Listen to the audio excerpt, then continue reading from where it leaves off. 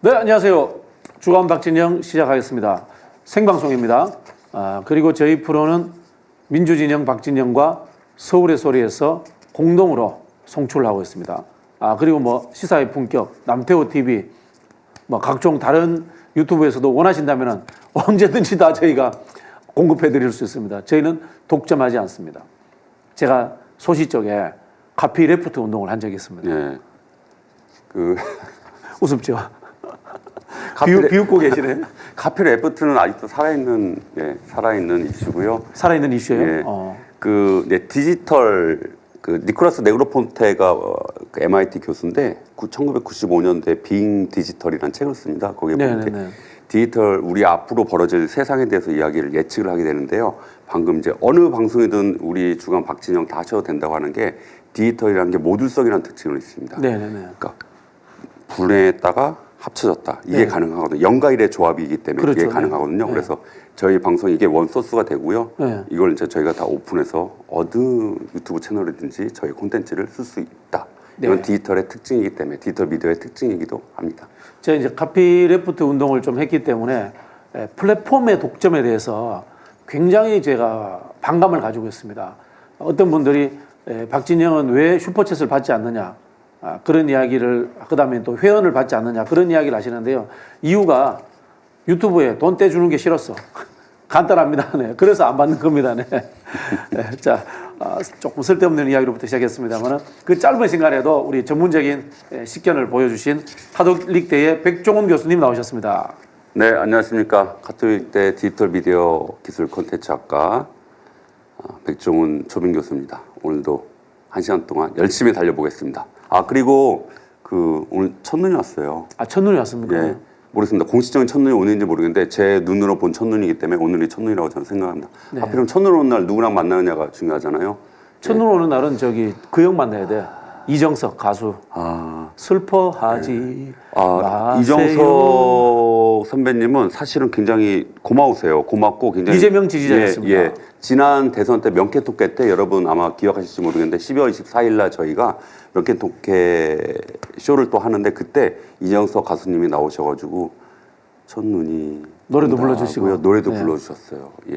너무 감사드립니다. 이 자리를 빌어서. 올해도 저희가 뭐 될지 안 될지는 모르겠지만은 이정석 가수님이나 그리고 또 뭐 자주 뵙는 분이지만은 서승만 개그맨 국민대 출신 이런 분들 모시고 한번 하다못해 송년회라도 한번 할까? 네. 우리 서승만 개 박사님, 여러분 사실은 명쾌통쾌 기억을 하시는 분들이 꽤 있으신데요. 우리 박진영 교수님도 창립 멤버이기도 하고요. 개국 공신이죠, 그죠? 그때 명쾌통쾌라는 장명을 사실은 서승만 개 박사님이 해주셨어요. 절대적인 지분을 갖고 계신 분이. 맞습니다. 그리고 또 이정석 가수님, 또 구마적. 우리 구마적 이원종 씨. 이원종 선생님 뭐 이렇게 등등등 또 명계란 선생님까지 마지막에 또 3탄에 출연하셨고요. 이런 분들이 함께 명쾌통쾌 저희는 쇼라고 이렇게 명칭을 했거든요. 대선 선거지만 우리 문화예술인지 좀 재밌게 이야기하자고 그래서 앞으로도 좀 기대해 주십시오. 컴백을 준비하고 있습니다. 제가 문화예술인입니다. 네. 소시적에 독립영화협회 일도 잠깐 해봤고요. 죄송합니다. 비웃으셔도 됩니다. 피지컬 어피어런스로만 보면 사실은 문화예술인에 더 가깝죠. 죄송합니다. 비웃으셔도 됩니다. 토하지는 마시고요. 자, 첫 번째로 오늘 우리가 또 이제 방송 관련 이야기를 좀 해봐야 될 것 같은데요. 박민 KBS 사장이 만행을 저질렀습니다. 네.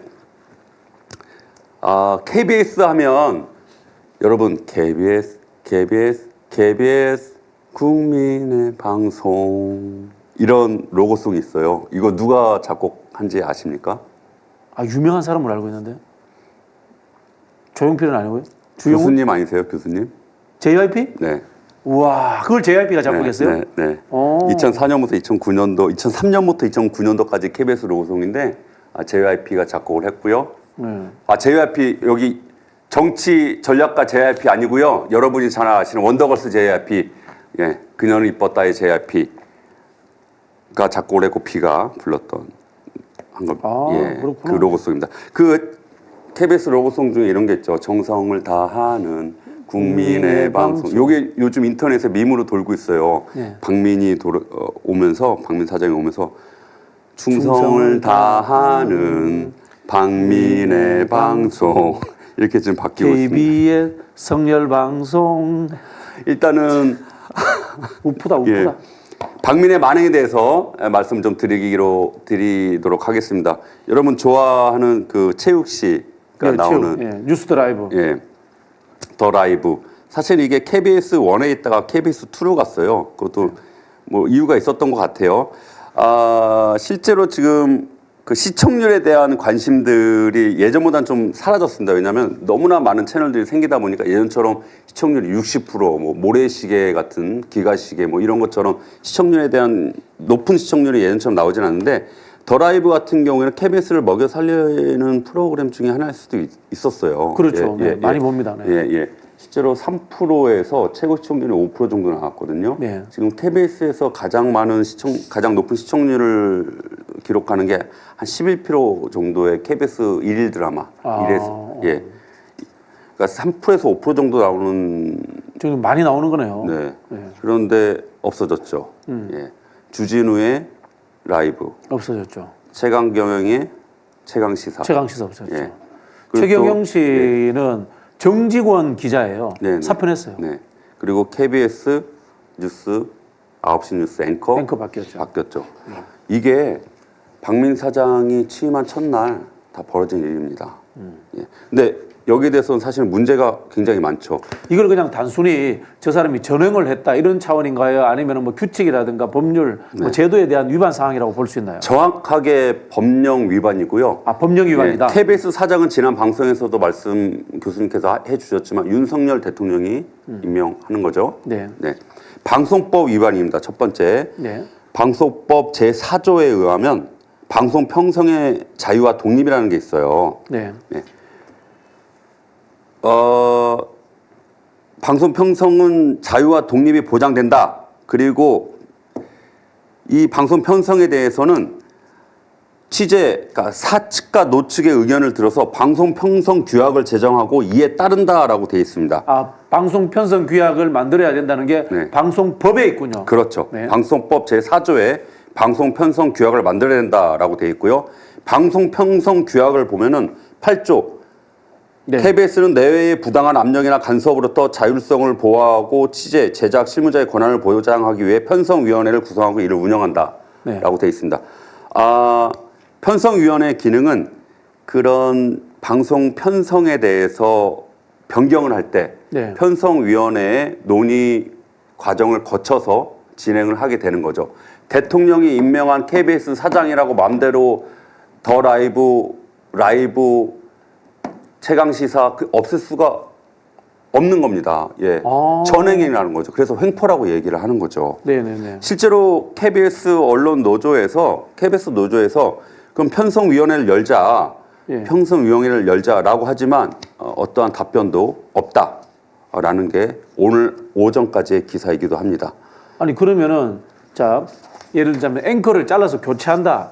이거는 뭐 만행이다, 폭거다.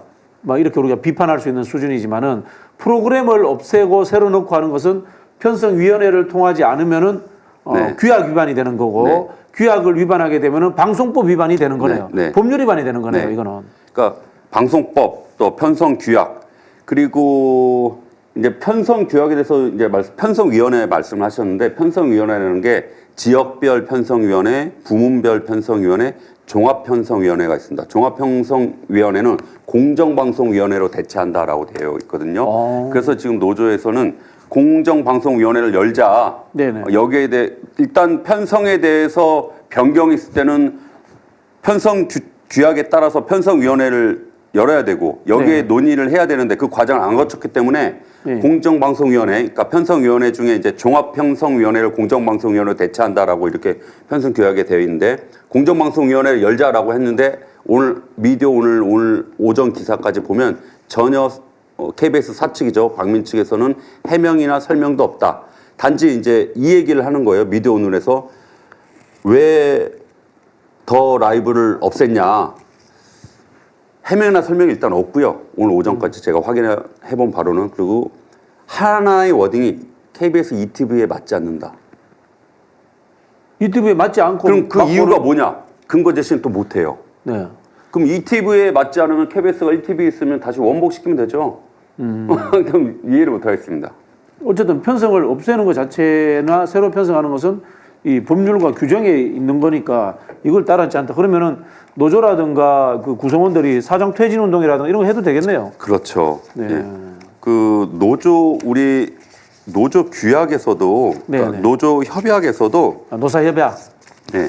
예. 노사 협약에서도 사실은 2022년도에 노사가 단체 협약을 했어요. 네네. 제22조에 보면 편성 제작 보도의 공정성과 독립, 사망에 따르면 편성 제작 보도 책임자는 실무자의 의견을 충분히 존중하여 합리적 절차와 방식에 따라 의사결정을 내려야 한다라고 명확하게 2022년 작년에 노사가 협약을 했어요. 협약을 위반하면 바로 쟁의 상태로 들어가는 그렇죠. 것 자체가 합법입니다. 네. 그래서 정리를 하자면 방송법 위반, 네. 편성 규약 위반, 노사협약 단체협약, 단체협약 위반. 노사 단체협약 위반. 이렇게 세 가지 지금 위반을 하고 있는 거죠. 제가 보니까 이런 것 같습니다. 일단 노조에서는 관련해 가지고 단체 이제 투쟁을 해야 되는 거고요. 협약을 준수하라는 투쟁을 해야 되는 거고, 두 번째 민주당에서는 이거 가지고 상임위를 열어야 돼요. 상임위를 열어서 박무인 그 사장 출석시켜야 되고, 세 번째 안진걸 소장님 진거라 들어라. 우리 민주진보 진영의 아스팔트 대통령이자 검찰총장인 안진걸 소장님께서 민주 변호사들을 이렇게 좀 포섭을 하셔가지고 고발 조치해야 될 것 같아요. 이건. 우리 진거리 형, 안진걸 소장님, 안진걸 소장님, 태블릿 네. PC 양평에 이어서 우리 박민 사장 퇴진 운동까지 같이 이렇게 하셔야 될 것 같습니다. 민주진보 아스팔트 대통령 안진걸 소장님. 네. 그러면 우리 KBS 박민 사장에 대해서 좀 알아볼까요? 지난 방송에 이어서 이번에도 좀 영화 포스터 하나를 준비를 했습니다. 그래요? 네네네. 예, 그 포스터 한번 띄워주시죠. 이분이 문화인입니다. 네. 내부자들인데. 내부자들 디 오리지널. 이병헌, 조승우, 백윤식인데. 네, 또 백윤식 백가네요 또. 하여튼 백가는 하나인데 그 내부자들이 좋을 때 백씨 이야기하지 마시고 백선엽, 백인엽도 백씨야. 백선엽에 대해서는 제가 사실 또 자룡교 출신이에요. ROTC 보병 제7사단 백선엽 장군이 또 있었던 곳이기도 하거든요. 거기 1사단이고 7사단과 이제 평양 깃발을 누가 먼저 꽂냐 이것 때문에. 그래서 백선엽 편이 아니야. 아닙니다. 네, 알겠습니다. 그 또 가문에서 또 저를 또 제발 제명하지 말아 주십시오. 제가 내부자들 포스터를 들고 온 건요. 디 오리지널인데 예전 영화보다 이제 디 오리지널 한 3시간 정도 돼 있고 저게 1000만 관객 영화거든요. 저기 지금 가운데에 있으신 분 백윤신 선생님, 저분이 이제 영화에서 나라를 좌지우지하는 어느 언론사의 논설위원으로 나옵니다. 그 옛날에는 저기 조선일보에 K 논설위원 이야기가 있었는데 지금은 박민 사장이다. 네. 그래서 박민 사장도 사실은 문화일보 논설위원 출신이죠. 그 백윤식 선생님이 영화에서도 그 유명한 유행어를 하나 만들잖아요. 국민을 개, 돼지. 이런 이야기를 하시는데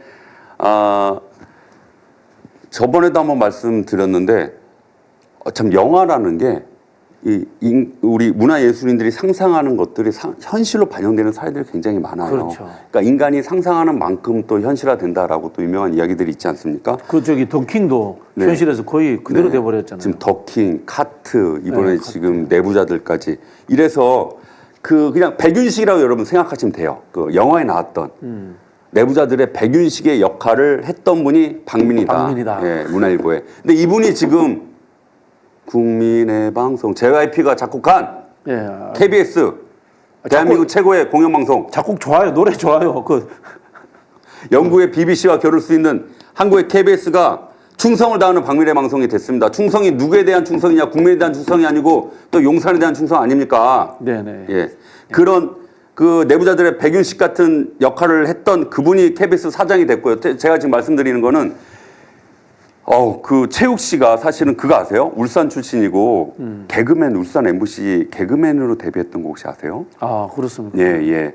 제가 알기로는 이제 그런데 그렇게 해가지고 이제 라디오 출연 게스트 하다가 팟빵 하다가 이렇게 좀 정영진하고는 친했는데 정영진 씨가 사실은 데뷔를 이렇게 좀 해준 거죠. 게스트로 정영진 프로그램에 팟빵에. 그래서 이렇게 좀 유명하신 또 아주 영진이는 옛날에 저기 조금 제 삶이 좀 팍팍할 때 제가 민주당에 그 스피치 강사라도 쓰고 네. 뭐 그렇게 했었습니다. 그 정영진 씨가 진행하는 프로그램에 게스트로 갔다가 이제 히트가 된 거죠. 그래서 지금은 이제 최강의 스피커가 됐는데 이분이 하는 프로그램의 시청률 제가 말씀드렸잖아요. 지금 미디어 환경에서 5% 정도는 굉장히 큰 겁니다. 엄청나죠. 예. 가장 큰 시청률이 한 10% 정도 되는데 그 프로가 날아가잖아요. 근데 좀 시청률 분리징수 한다고 그러잖아요. 지난 방송에 얘기했던 게 망하겠네. 예, 공영방송은 공적 재정 구조, 공적 재원 구조가 있어야 되는데 공적 재원 구조가 지금 없어지는 상황에서 그러면 이제 시청률 떨어지고 광고료도 적게 들고 그러면 이제 광고도 안 붙고 KBS2는 광고가 붙잖아요. 그렇죠. 근데 광고가 안 붙어요. 근데 시청료는 또 이제 분리시켜 가지고 공적 재원이 들어가는 가능성이 굉장히 연간 한 낮아지죠. 800억 정도가 줄어들 수 있대요. 그러니까 민영화 시키려고 하는 의도 속에서 망하게 하려고 하는. 예. 근데 민영화를 시키려면 상품 가치가 있어야 되는데 잘 나가는 프로그램 다 없어져 지금. 주진우, 최경영, 체육. 이것도 아니고 저것도 아닌 거죠. 민영화 시키려고 하는데 잘 나가는 프로그램 또 없애버리고. 그런 긴 호흡에 장기 계획이 있을 수 있다 의심하시는군요. 네.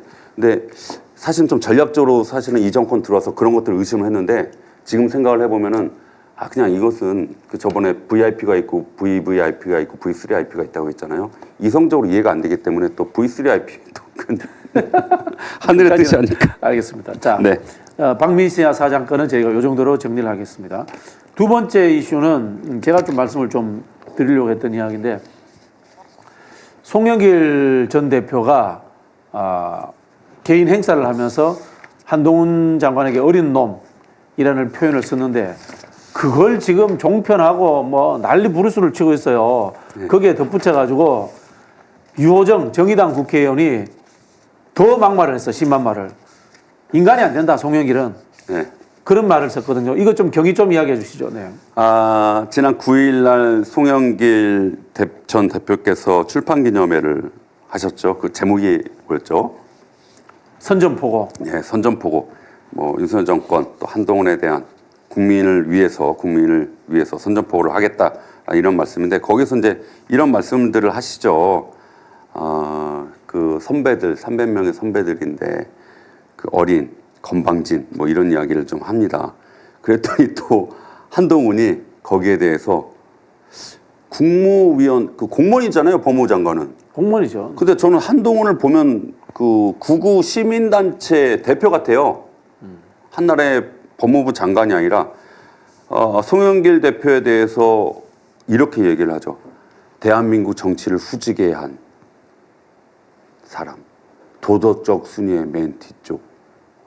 대한민국 정치를 후지게 하고 도덕적 순위 맨 뒤쪽은 지금 용산에 계시잖아요. 검찰들이지. 검찰들의 수장인 한동훈과 용산에 계신 그분 아닌가요? 그렇죠. 최근에 그 뭐 장모가 대법원 판결도 났는데 사과도 안 하고 말이야. 네. 근데 송영길 대표 같은 경우에는 제가 이제 그 인천 계양을가 사실은 부천 원미을 지역구가 붙어 있어요. 붙어 있죠. 네, 네. 제가 이제 백이성 의원 비서 출신이라서 그 예전에 저희가 이제 총선 국회의원 선거를 하다 보면 합동유세 됐습니다. 상동 호수공원에서. 송영길 당시 의원님에 대해서 이제 여러 가지 제가 말씀 좀 들었는데 사법고시 출신이시고요. 또 6남매 중에 4분이 또 사실 다 통과를 하셨고 재밌는 거는 이분이 한국어 말고 4나라의 언어를 하세요. 그리고 택시 운전도 잘해요. 예, 택시 기사 출신이에요. 그러니까 그 예전에 DJ 정부 시절에 그 비서실장이 DJ에게 송영길 전 대표를 청거를 하면서 이랬대요.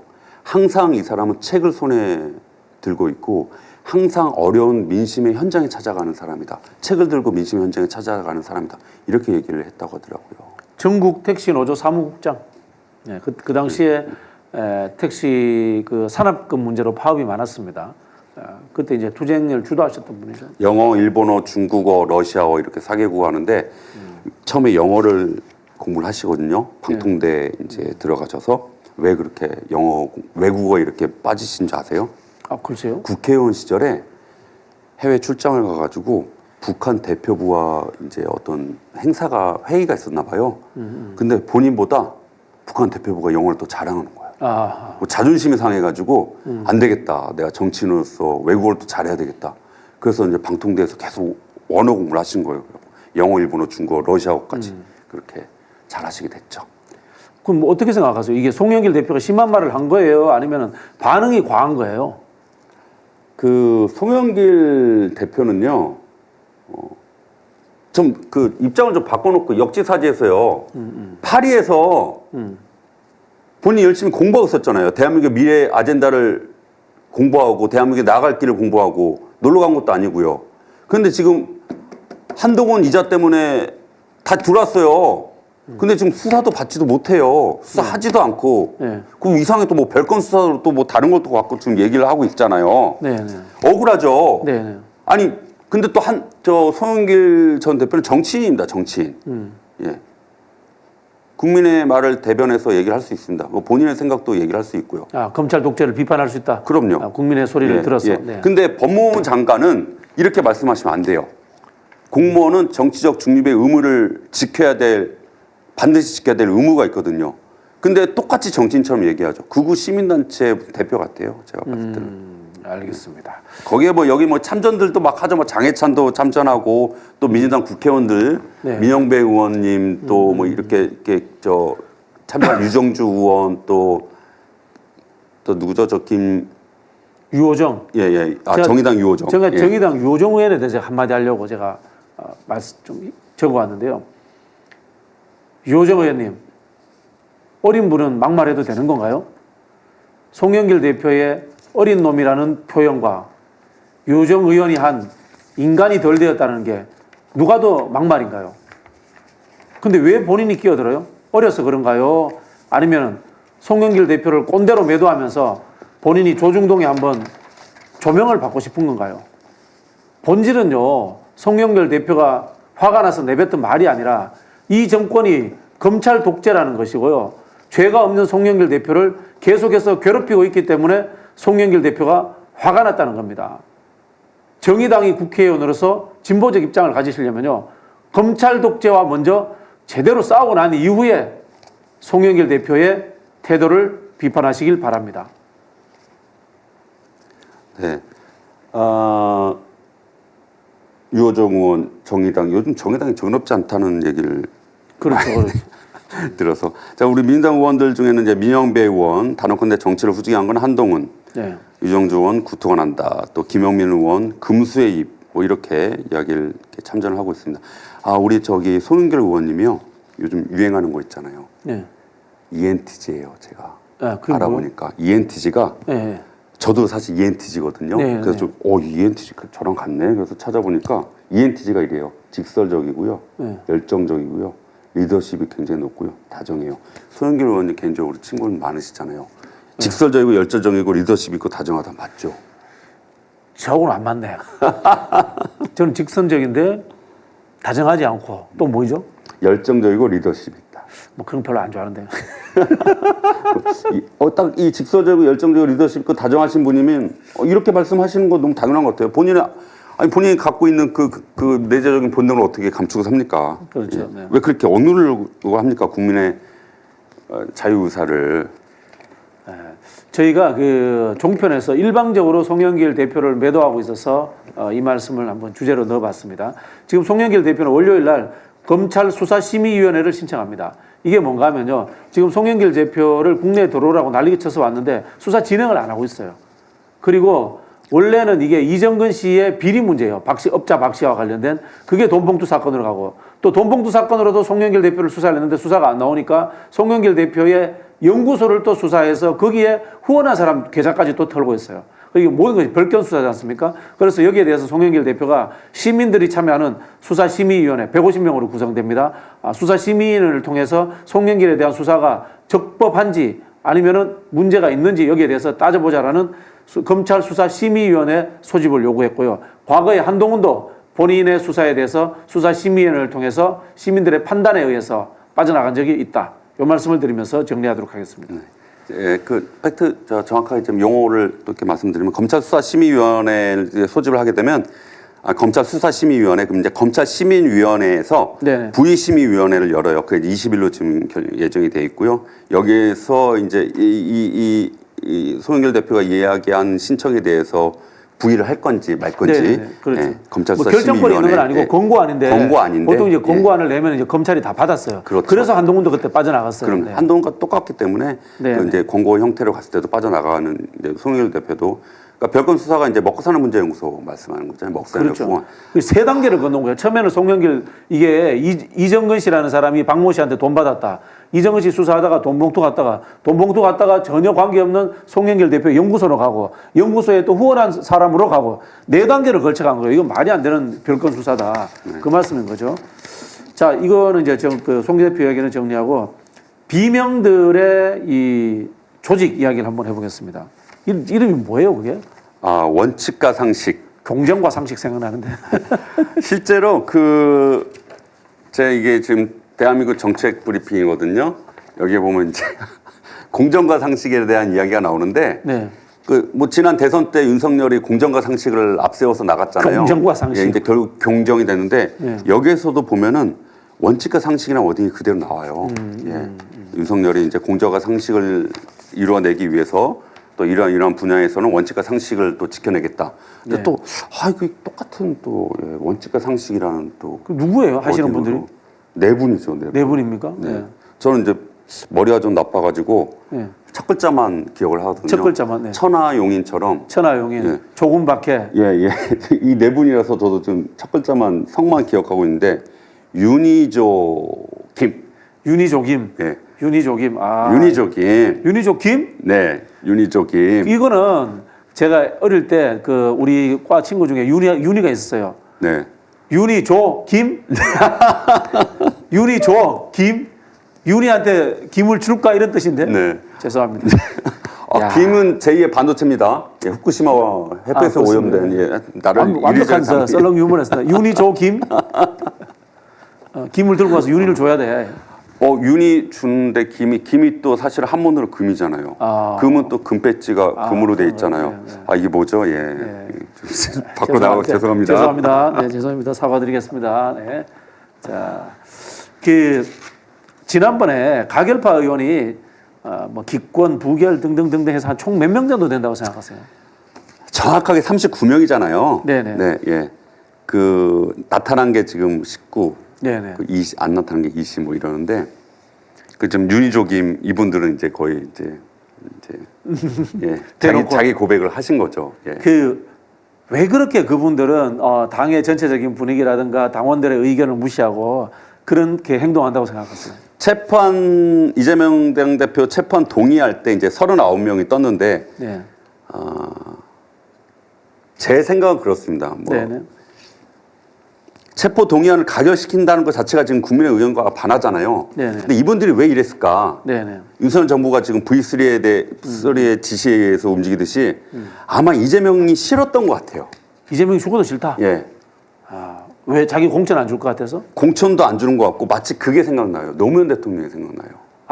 본질적으로 뭐 상고밖에 못 나온 사람이 무슨 대통령이야 이런 것처럼 이재명이 무슨 대통령감이야 뭐 이런 그런 거네요. 네. 제가 듣기로는 아직도 이재명 당대표에 대해서 사석에서 자기들끼리 이재명 씨라고 한다고 하더라고요. 네. 뭐 어느 분들은. 그래서 그러니까 노무현 대통령이 생각이 날 정도로 이재명 당대표를 인정하기 싫은 거죠. 이재명의 기득권이 아니었던 삶, 민초의 삶으로서 이제 본인들과 함께 국회에 나란히 승고 또 대선 후보가 되고 이게 싫은 것 같아요. 그래서 저도 이걸 좀 분위기를 의원들한테 물어보니까요. 두 부류로 해요. 판검사들, 서울대 나온 판검사들, 그 다음에 과거 운동권 엘리트들 이런 분들이 이재명 대표를 굉장히 무시한대요, 속으로. 그럴 것 같아요. 자, 판검사 이제 이따 우리 교수님이 이제 자세하게 좀 판검사 또 운동권 출신에 대해서 성향 분석을 해주실 건데 고시비 패스하신 분들 있잖아요. 예. 사실. 근데 이재명 대표도 고시 패스한 변호사인데. 근데 같은 대우를 안 문다는 거죠. 노무현 대통령 똑같잖아요. 하긴 노무현 대통령도 고시 패스한 변호사인데. 검정고시하고 여기는 또 상고 나오고. 근데 자기들은 뭐 서울대 법대 뭐 이렇게 나오신 분들 있잖아요. 네네. 같이 안 본다는 거예요. 같이 동급으로 나는 너를 보기 싫다는 거예요. 내 급으로 오지 마라는 거고. 두 번째 운동권. 예. 엘리트들. 예. 운동권 386, 486 요즘 저는 M86이라고 그러는데 100세 시대잖아요. 예. 그럼 이게 방송에 말씀 죄송한데 이제 N이 10으로 바뀔 수도 있어요. 100세 시대면. 그러면 10, 386, 486, 586, 10. 야, 알겠습니다. 예. 자, 예. 그래서 저희가 민주당 내의 운동권 출신 명단, 그다음에 판검사 출신 명단을 정리해봤습니다. 근데 이분들이 다 이재명 대표를 싫어하는 게 아니에요. 이분들 중에 극소수예요. 그렇죠. 그래서 저희가 명단을 제공하는 건 여러분들이 한번 보시고 누가 개연성이 있는지 한번 생각해 보시라는 거예요. 야, 민주당 내 운동권 출신 명단이 70명 정도로 분류를 했는데 여기에서 586에 해당되는 사람들만 제가 읽어드릴게요. 첫 번째 조정식 63년생 연세대 학생운동. 조정식은 주류이기 때문에 가결파라고 볼 수 없습니다. 홍영표 동국대 학생운동, 우상호 연세대 총학생회장, 윤호중 서울대 학원자주화 위원장, 김태년 경희대 총학생회장, 이인현 고려대 총학생회장, 그다음에 유기용 서울대 학생운동, 그다음에 윤관석 한양대 학생운동, 김경엽 서울대 학생운동, 이원육 고려대 학생운동, 서영교 이화여대 총학생회장, 김민석 서울대 총학생회장, 정청래 건국대 총학생회장, 박완주 성균관대 총학생회 부회장, 박홍근 경희대 총학생회장, 김교웅 인천대 총학생회장, 김정호 부산대 총학생회, 신동곤 경희대 학생운동, 어기구 순천향대 총학생회장, 김종민 서울대 학생운동, 김성주 서울대 학생운동, 신정훈 고려대 학생운동, 김성환 연세대 학생운동, 김승남 전남대 총학생회장, 송갑석 전남대 총학생회장, 기동민 성균관대 총학생회장, 최인호 부산대 총학생회장, 김영진 중앙대 총학생회장, 진성준 전북대 총학생회 부회장, 한병도 원광대 총학생회장, 오영훈 제주도 총학생회장, 위성권 제주도 총학생회장, 강병원 서울대 총학생회장, 박용진 성균관대 총학생회장, 강훈식 건국대 총학생회장, 고영인 고려대 학생운동, 이장섭 충북대 학생회. 야, 많다. 박영순 충남대 총학생회장, 서영석 성균관대 총학생회, 이용빈 전남대 총학생회 부회장, 오기영 서울대 법과대 단과대 학생회장, 김영배 고려대 단과대 학생회장, 김원희 성균관대 총학생회 정책국장, 신영대 전북대 총학생회장, 윤건영 국민대 총학생회장, 윤영덕 조산대 총학생회장, 허영 고려대 총학생회장, 천준호 경희대 총학생회장, 조섭 전남대 단과대 학생회장, 박상혁 한양대 총학생회장. 와, 많다. 마지막에 장경택 정경희까지 얘들은 최근 애들이라서 해당되지 않습니다. 엄청나네요. 근데 다 그랬다는 건 아니에요. 다 그랬다는 게 아니고 이렇게 많다라는 뜻인 거고요. 두 번째, 변호사도 너무 많아가지고 변호사는 다 못 읽어드리고 제가 판검사만 읽어드릴게요.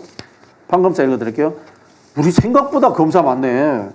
소병철, 순천이죠. 송기현, 원주, 김혜재, 주철현, 백혜련 검사입니다. 여러분들 혹시나 우리가 빠뜨리는 거 있으면 댓글로 달아주시고, 그 다음 판사들 이탄희, 최기상, 이수진, 홍정민, 김승원 뭐 이런 사람들입니다. 그래서 제가 이제 판검사들 이름을 불러드리는 이유 중에 하나가요. 소문입니다. 사실은 아닌데요. 검찰 관련 개혁 입법 만들려고 할 때마다 이분들이 늘 덜 뜨뜻미지근하대요. 분위기가. 늘 그래왔대요. 검찰개혁 입법이라든가 사법개혁법 내면은 뜨뜻미지근하다. 그런 이야기를 들어서 제가 한번 읽어드렸습니다. 그 판검사 출신이니까 법전 출신이 아닌 국회의원들은 예를 들어 지난 방송에도 얘기했지만 뭐 캐비넷이라든지 괜히 건드렸다가 내가 피해를 입을 수 있지 않을까라는 두려움이 있어서 그럴 수도 있다라고 하는데, 그 법조인 출신 국회의원들은 왜 그럴까요? 뭐 선배들, 후배들 그 조직에 대한 아직 애정 뭐 이런 것 때문에 그럴까요? 그런 것도 있고 자기 자부심인 거죠. 우리 이제 자연스럽게 마지막에 지금 오늘 주제인 한동훈을 왜 탄핵하지 않는가라는 이유를 말씀드리려고 하는데요. 저는 이제 최근까지 12월 10일에서 15일 사이에 한동훈 탄핵 계획안이 잡혀 있다라고 저는 들었어요. 그게 철험회 의원들이라든가 제가 친한 이제 이른바 개혁파 의원들이 그런 이야기를 하시더라고. 그래서 저는 도이치모터스 특검 가기 전에 한동훈 탄핵이 되는구나 그렇게 알고 있었는데 최근 흐름이 그렇지 않대요. 한동훈 탄핵에 대해서 뒤로 미루자 뜨뜻미지근한 분위기네요. 지금 의원들 분위기가. 그러니까 한동훈 탄핵을 시키면 한동훈이 총선에 출마해서 국민의힘을 이끈다. 그러니까 다음 총선에서 그렇게 이제 정무적 판단이라고 하는 분들도 있고. 근데 저는 동의하지 않습니다. 네. 예. 왜요? 당장 국민의 삶이 힘들거든요. 네네. 예. 그럼 법무부 장관 때문에 국민의 삶이 힘들어요. 예. 그럼 탄핵시키는 겁니다. 왜 그러냐면 지금 KBS 다시 돌아가면요. KBS 박민 사장이 법을 무시하고 이렇게 가잖아요. 그럼 노조에서 어떻게 하겠습니까? 검찰이 또 수사 요청을 하겠죠. 네네. 또 뭐 재판 또 걸겠죠. 근데 자신 있다는 거예요. 왜? 한동훈이 법무부 장관으로 있는 한 우리는 빠져나올 수 있다는 거죠. 네. 그러니까 이 모든 대한민국에 지금 돌아가는 시스템이 지금 검찰 정권에서 검사들이 장악을 하고 있기 때문에 나머지 부처들도 이렇게 막 사고를 쳐도 이동관이 사고를 쳐도 그렇고 박민 사장이 막 사고를 쳐도 그렇고 결국은 법무부에서 해결해 주거든요. 거기에 대한 그렇죠, 믿음이 그렇죠. 있거든요. 그렇죠, 그렇죠. 근데 이 피해는 무조건 국민이 다 입고 있는 거잖아요. 예. 때문에 한동훈 장관은 즉각 탄핵해야 된다. 총선 이런 정무적 판단을 할 이유도 없고 여유도 없다. 지금 대한민국 국민의 삶은 피폐해지고 있다. 그 한동훈이 선대위원장 돼서 총선을 지휘하면은 민주당이 불리하다. 그거는 개 풀 뜯어먹는 소리입니다. 제가 가장 단순하게 말씀드릴게요. 히틀러 쓰러지는데 괴벨스가 살아남겠습니까? 우리 국민들은 이미 윤석열이라는 검찰 독재에 질렸기 때문에 한동훈이 시즌2로 나오는 것에 대해서 좋아하지 않습니다. 걱정 안 하셔도 된다. 정무적으로. 그 말씀을 드리겠고요. 제가 그 최근에 이 한동훈 탄핵을 추진하는 의원들한테 들은 이야기는 그겁니다. 첫 번째는 의원들이 잘 모른대요. 한동훈 탄핵이라는 것이 어떤 법률적 절차에 있는지, 그리고 한동훈이 무슨 죄를 저질렀는지 잘 모른대요. 그냥 기분 나쁘다라고 생각을 하는데 잘 모르고 있다는 거예요. 그래서 설명하는 게 그겁니다. 일단 한동훈은 제일 큰 죄는 시행령을 만들어서 시행령 통치. 지금 이 권한을 독점하고 있는 거랍니다. 그게 결국은 시행령이 법률 위반이래요. 그래서 이제 법률적으로 한동훈이 탄핵되어야 된다는 거고, 두 번째는 말씀하신 것처럼 한동훈의 발언 전체가 대부분 다 공무원의 정치적 중립 위반이랍니다. 그런 부분에서 한동훈은 충분히 탄핵되어야 된다라는 말씀을 하고 있고요. 그리고 형법적 측면이 아니고 헌법적 측면에서 이 한동훈이 하고 있는 행위 자체가 상권 분립을 무시하고 있다. 네. 그리고 또 지난번에 국회에 와서 보고하고 이런 것들 자체가 수사 사실을 공표하고 있다. 별건 수사를 하고 있다. 수많은 지금 범죄 의혹들이 있는 짓들을 하고 있다는 겁니다. 그래서 충분히 탄핵의 사유가 있다. 이 말씀을 하고 있고요. 근데 이걸 이제 국회의원들이 잘 모른다는 거예요. 두 번째는 한동훈을 겁을 낸대요. 실제로. 보통 사람이 스트레스 받으면 소주도 한잔 하면서 다시 한번 으쌰 하는데 또 이분이 술도 못 하잖아요. 그렇죠. 예. 보통 술을 못 하는 사람들이 이제 다른 걸로 스트레스 해소를 하게 되는데 아마 또 공인의 입장에서는 아마 그런 부분들이 좀 힘들 거예요. 이래저래 지금 굉장히 프레스를 받는 상황이다 이런 생각이 좀 들고요. 또 하나 또 법무부 이번 정권 들어서 바뀐 게 법무부에서 인사검증단 운영하잖아요. 그게 확실히 탄핵 사유가 된대요. 예. 왜냐하면 지금 국회에서 임명동의안을 안 해주고 있는데 대통령이 강행 처리를 하잖아요. 지금 KBS 박민사장처럼 똑같이. 네, 네. 예. 이 모든 출처가 이 모든 이 사고의 원흉이 지금 인사검증단에서 인사검증을 제대로 못하는 거잖아요. 여기에 네. 책임자는 누구? 법무부 장관 한동훈. 이렇게 되는 거예요. 계속 지금 포커싱이 지금 한동훈 장관 탄핵의 이유가 늘어나는 걸로 가고 있거든요. 그러니까 반드시 즉각 탄핵해야 된다. 그 의원들 중에 이런 분들이 있어요. 참 한심하다는 생각이 드는데, 제가 지난번에 서울 양평 고속도로 때 국토부 공무원 몇 명을 탁 찍었잖아요. 적시했잖아요. 그래서 그 내용들을 제가 의원실을 몇 군데 줬어요. 줘가지고 정인으로 불러가지고 네가 최초에 보고서 쓴 사람 아니냐 따져라 그랬거든. 안 하더라고. 안 한 이유가 뭔지 아세요? 누군가에게 해코지 하면 나에게도 나중에 불이익이 생길 수 있으니까 인사에 관한 해코지를 안 하려겠다라고 이야기하더라고. 와, 그 이야기 듣고 내가 뭐 얼척이 없어가지고 이제 민주당 국회의원 진짜 이제 토할 뻔했어. 비리 연루되고 나쁜 짓 하는 국회의원, 공무원들 감시하고 견제하고 자르라고 있는 게 국회의 권한이잖아요. 근데 그 사람들 자르고 그 다음에 인사적 불이익 주면은 나중에 자기한테도 불편할 가능성이 있으니까 누군가에게 해코지하는 것은 못하겠다. 이따위 이야기를 하더라고요. 그게 그 주권자의 당선, 재선, 3선이 목적이 아니고요. 이분들은 본인 배지의 당선, 재선, 3선이 목적이라서 그렇습니다. 이거 잠깐 재밌는 얘기인데요. 뭐 지방원 제가 할 때요. 네. 저도 사실은 인사에 대해서 굉장히 한번 힘든 적이 있었는데 네네. 제가 한 2년 정도 지나고 불법 청탁이 들어왔는데 그걸 제가 안 해버렸어요. 네네.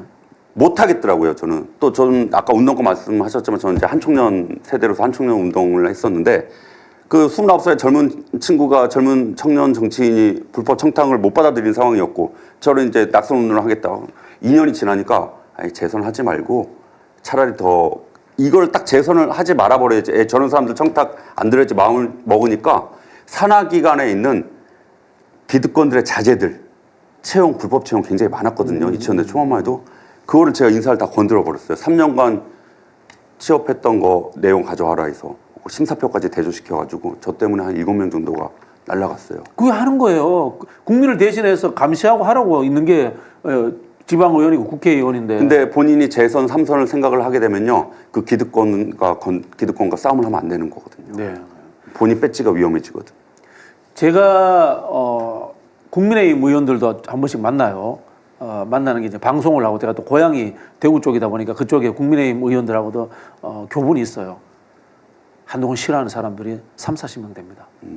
지난번에 그 안정환 검사 탄핵 때 180표 나왔잖아요. 민주당에서 한 10표 정도 빠져나갔거든요. 그럼 국민의힘에서 최소한 15표에서 20표 왔다는 뜻이에요. 그만큼 국민의힘에서도 한동훈과 검찰 독재를 싫어해요. 맞습니다. 왜? 우리보다도 그 사람들은 캐비넷에 걸릴 만한 것들이 더 많은 사람들이잖아. 살아온 방식이. 그렇죠. 뇌물도 더 많이 받았던 정당이고 비리 연루도 더 많았던 정당 아닙니까? 그래 우리보다도 더 많이 캐비넷에 자기들의 약점이 있는 거예요. 더 한동훈을 더 싫어해요. 근데 그런 상황인데 지금 이 캐비넷의 관리자인 한동훈을 없애지 못한다. 그러면은 김건희 도이치모터스 특검이라든가 윤석열 탄핵까지 갈 수 없어요. 한동훈은 캐비넷 관리자입니다. 저는 짐작컨대 한동훈이 총선에 출마하지 않아요. 왜냐하면요, 한동훈이 그 세계에서는 그나마 유능한 캐비넷 관리자이기 때문에 한동훈이 빠져나와 버리면요, 검찰에서 국회라든가 정치권을 틀어잡을 수가 없어요. 나머지 전부 다 보세요. 윤석열 측근들 하자에 있는 사람들이요. 사건 사고를 일으켜서 문제 있는 사람들이기 때문에 윤석열에게 더 충성하는 사람인데 한동훈은 그나마 하자 없이 술도 안 먹고 꼼꼼하게 캐비넷을 관리하는 캐비넷 관리자이기 때문에 그 자리에 앉혀놓은 거예요. 그래서 한동훈이 총선에 나올 일도 없을 뿐더러 계속해서 법무부 장관 자리에 갑니다. 그러면은 우리는 김건희 도이치모터스 특검이라든가 윤석열 탄핵까지 제대로 갈 수가 없어요. 한동훈을 끌어내려야지만이 우리가 목적하는 바로 갈 수가 있는 겁니다. 근데 또 요즘 또 그 최근 또 재밌는 기사가 나왔어요. 네네. 일단은 이제 그 국민의힘 비대위설 원희룡과 한동훈. 근데 또 교수님 말씀하신 것처럼 그 검사들도 기수 굉장히 조직 서열 문화가 있잖아요. 근데 네. 한동훈은 75년생이잖아요. 네네. 그러니까 한동훈보다는 원희룡에 대한 세력들이 더 많이 붙어 맞아요. 있다. 네. 예. 또 들으셨네. 지금 원희룡 비대위 준비하고 있다는 썰이 파다합니다. 근데 네. 그 최근에 재밌는 얘기가 많이 돌아가지고 또 또 최근 기사는 그 김은정 씨. 김은정 비대위 어제 우리 혁신이 한. 저 한동훈 장관 부인. 부인. 네. 예. 예, 이름이 제가 이제 김은정 씨로 기억하고 있는데 좀 확인 좀 해주세요 댓글로. 진신데. 성이 진신데. 그런가요? 네네. 예. 진은정이네요. 진은정. 네. 진은정 씨. 맞네요. 고맙습니다. 승만형 고마워요. 김현장 변호사고요. 지금 미국 변호사로 활동하고 있는데 또 최근에 또 그 봉사활동하는 사진이 나왔어요. 뭐 방금 찍어달라고 했겠지. 안 그러면 안 나오는데. 제2의 김건희다 뭐 이런 얘기도 나오고 그게 좀 이렇게 싸움이 내부에서 벌어지는 것 같아요. 검사들도 편가르기가 된 것 같고 한동훈 세력과 원희룡 세력 또 이것들. 그렇죠. 맞습니다. 자, 오늘 저희가 조금 흥분해서 방송을 했습니다만은 내부 이야기를 하다 보니까 그런 거예요. 제발 한동훈 탄핵 좀 갑시다. 네. 자, 우리 마지막으로 인사해 주시죠. 예, 정리를 해야 될 것 같네요. 오늘 어떠한 말씀도 해주시고. 네. 그 오늘 말씀드렸던 거는 우리 KBS 내부자들 영화 보시면 지금 그 박민희라는 사장이 어떤 분인가 백윤신 선생님 역할에 대해서 보시면 그렇게 알 수 있을 것 같고요. 법률 위반이다 박민 사장이. 그리고 또 송영길 대표에 대한 이야기들 또 이렇게 우리 교수님께서 말씀해 주셨고요. 한동훈 장관의 말장난, 그리고 정의롭지 못한 정의당 모 의원의 또 말장난까지. 그리고 원칙과 상식이 출범되는데요. 천하용인처럼 윤희조기 또 이분들의 앞으로의 윤희조김. 예, 윤희조김. 근데 이분들 4명이 전부가 아니라는 거죠. 그럼 체포동의안까지 거슬러 올라가서 과연 그분들 뒤에 또 누가 있는지 이걸 또 밝혀내는 것이 급선무인 것 같습니다. 자, 오늘 첫눈 오는 날이었는데요. 첫눈 오는 날 누구 만나느냐가 제일 중요하잖아요. 저는 박지훈 교수님과 하필이면 첫눈 오는 날 점심을 같이 먹었습니다. 영광이라고 생각하고요. 청국장.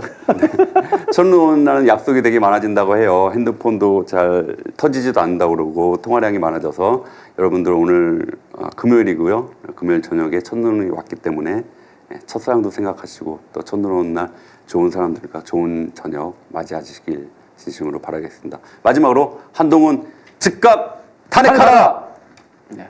자, 이것으로 마치도록 하겠습니다. 감사합니다.